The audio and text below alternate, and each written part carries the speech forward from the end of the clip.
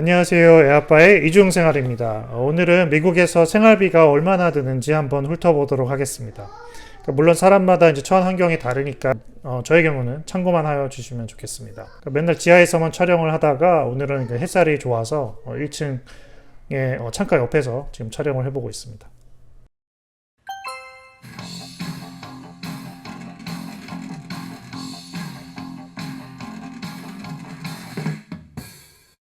저는 저희 회장님 그리고 이제 5살, 3살 된 가족과 세 여자분과 살고 있습니다. 4명 가족이죠. 그렇게 이제 미시간 주에서 살고 있습니다. 먼저 고정 지출부터 좀 얘기해 볼게요. 먼저 집을 구입하면 여름에 한 번, 겨울에 한 번 이제 세금을 내게 됩니다. 주마다 혹은 또 주 안에서도 도시마다 조금씩 다른 세율이 적용이 됩니다. 예로 들어 이제 4억 기준의 집이면 제가 있는 이제 미시간 제 도시에서는 한 1년에 한 5천 달러 이상, 한국 돈으로 한 550만 원, 600만 원 되죠. 같은 값에 한국에서는 1년에 제가 알기로 한 100만 원 정도 내는 걸로 알고 있어요. 그에 비하면 세금이 한 5배, 6배 차이가 나죠. 모기지를 할 경우에 이제 에스크로라고 해서 은행에서 하는 서비스인데 집에 대한 모든 돈을 내야 하는 것을 한데 모아서 12개월로 나눠서 매달 이제 얼마씩 은행에 내게 하는 서비스입니다. 여기에는 매달 갚는 이제 원금에 대한 이자, 그리고 이제 여름, 겨울에 낼 텍스들, 그 다음에 이제 집보험값, 이 모든 걸 합쳐서 12개월로 나눠서 그 나눈 값을 매달 은행에 이제 지불을 하는 거죠. 그러니까 이제 여름이나 겨울에 세금 내야 되는 날짜가 오면 이제 목돈이 나가는 경우인데 좀 부담이 될 수 있으니 이거를 12개월로 쪼개서 내게 하는 거죠. 그러니까 집에 대한 돈으로 저는 매달 이제 1,800불씩 나가고 있어요. 그러니까 참고로 이제 집을 사지 않는다면 이제 월세로 집을 구하게 되죠. 그러니까 물론 가격은 천차만별입니다. 여기도 당연히 이제 몇백만 불짜리 집도 있고 저렴한 집도 있습니다. 그렇게 아주 이제 자본주의 나라답게 당연히 비쌀수록 이제 집은 좋아요.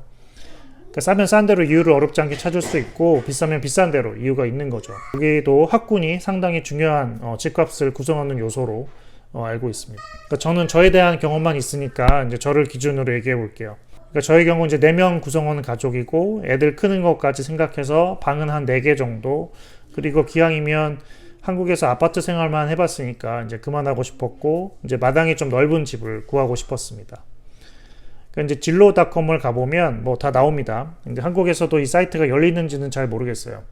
근데 이제 여기서 이제 방 4개짜리 입력하고 뭐 원하는 조건을 입력하면 이제 쫙 나와요. 그러니까 가격을 보면 여러 가지 있는데 보시는 것처럼 그러니까 저희 기준에서 적정한 걸 고르다 보면 거의 뭐 한 달에 싸게는 1,500불에서 뭐 2,000불, 2,500불까지 그 사이로 좀 구할 수 있더라고요. 그러니까 사는 것과 렌트하는 것 중에 뭐가 더 유리한 건지는 저는 잘 모르겠어요. 사게 되면 재산세를 내게 되니까 이제 돈만 보고 따졌을 때는 렌트가 더 유리할 수도 있지만 뭐 사실 뭐 심리적으로는 내 집을 가지고 있는 게 제 정서에는 좀 더 안정적으로 이제 지낼 수 있다고 판단이 돼서 그렇게 결정했었습니다. 이제 그 다음 고정 지출 중에 큰 것이 이제 자동차 리스비입니다.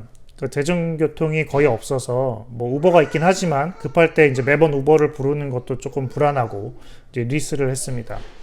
사실 저는 차 욕심이 별로 없습니다. 물론 이쁜 차는 좋아하지만 저걸 뭐 꼭 가져야지 하는 그런 마음은 별로 없어요. 당연히 누가 준다면 잘 타겠죠, 물론. 근데 이제 만약 차에 들어가는 돈과 식비에 들어가는 돈을 따졌을 때 저는 차라리 이제 식비에 들어가는 쪽에 더 투자하는 편입니다. 저는 이제 출퇴근용, 회장님은 이제 애들 학교 통학시키고 기타 이제 장보고 할 때 필요하므로 2대가 필요했습니다. 대략 뭐 차 이제 메이커에 특별한 욕심 없이 적절한 걸 고르다 보면 대당 한 달에 한 200에서 250불, 제 기준에는요. 그래서 이제 2대 자동차에 들어가는 돈 한 500불 정도 고정 지출로 나갑니다. 여기에 이제 자동차 보험 보니까 2대에 한 3,000불 이상 나옵니다. 1년 기준이죠.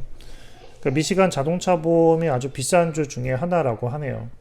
저는 1년치 한꺼번에 지불해서 일단 지금 제가 계산하고 있는 이제 고정 지출에는 좀 제외해 볼게요. 그 다음에 이제 인터넷 플러스 TV가 한 달에 한 100불 정도 들어가고요. 전기세를 따져보면 한 달에 한 평균 50불 정도, 그리고 가스비랑 물값 한 100불 정도 한 달에, 그리고 이제 큰 애가 프리스쿨 한 달에 600불 나가고 있고요. 그 다음에 세종학교라고 해서 주말에 한글 가르치는 학교 한 달에 한 70불 정도, 그리고 이제 의료보험비가 뭐 이래저래 한 200불 정도.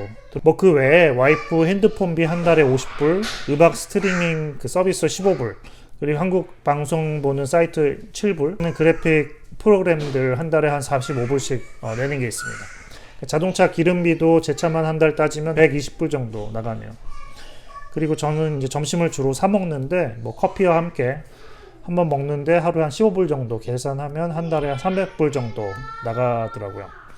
그래서 총 합치면 고정 비용만 한 3,957불, 한국 돈으로 따지면 한 436만 원 정도 나갑니다. 계산을 할 때마다 참 놀라고 있습니다. 애들이 조금 더 커서 정규 학교에 가면 교육비는 좀 줄 수도 있습니다. 그러니까 뭐 킨더부터 뭐 무료 교육이라고 하는데, 근데 뭐 크면서 여기서도 이런저런 사교육이 들 수도 있습니다. 여기에 이제 한 달 식비 생각하면 정말 돈이 많이 들죠. 그러니까 저희 집은 이제 회장님의 현명한 노하우로 한 달에 1,000불로 이제 식비랑 생활비 그리고 회장님 용돈 또 자동차 기름비를 충당하고 있습니다. 그러니까 회장님 말로는 편하게 쓰는 예산은 절대 아니라고 해요. 나름 철저한 계획이 필요한 예산이라고 하며, 이렇게 총 나가는 돈이 한 달에 약 한 5,000달러 정도, 뭐 한국 돈 한 560만 원 그 정도 되죠. 그러니까 물론 일정한 건 아니고 여기서 이제 애들 아프면 이제 병원비가 나갈 때도 있고, 또 최근에는 제가 이제 손목이 좀 아파서 이거를 검사를 하는데 병원에서 검사하는 비용만 결과적으로 한 800달러 정도가 나오더라고요. 진짜 비싸요. 그러니까 이럴 땐 또 돈이 더 들어가게 되는 거죠. 그러니까 뭐 이제 저는 월급쟁이고 월급만 보면 한 달에 남을 때도 있고 뭐 마이너스일 때도 있고 합니다. 여기에 이제 1년에 한 번 나올 수도 있는 회사 보너스 또는 이제 연말정산에서 받는 세금 환급 뭐 이런 걸로 충당하게 되는 거죠. 그러니까 이렇게 오늘은 미국에서 한 달 생활 비용을 알아봤습니다. 그러니까 이민을 생각하시는 분께 조금이라도 좀 도움이 됐으면 좋겠습니다. 다음에 또 뵐게요.